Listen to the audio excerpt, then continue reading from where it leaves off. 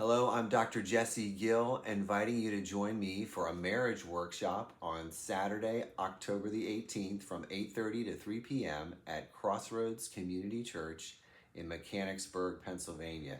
Together, we're going to be looking at face-to-face 7 keys to a secure marriage, where we will learn how to embrace God's attachment design for you and your spouse. Attachment is God's bonding process from the time we're little and throughout our lives, and it teaches us how to truly connect with other people.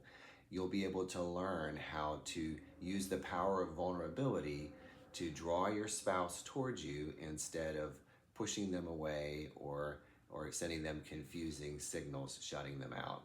We're going to learn how to interrupt patterns of negative conflict that may have locked you and your spouse out of each other's heart, maybe even for years. We're going to learn ways to bring the heart of each conflict into the forefront, which is the attachment significance. I need you. That's what it's really all about. I'm looking forward to being with you that day. Lunch is included in your registration. Go to the events tab at crossroadsmechanicsburg.com to learn more information about this event. See you there.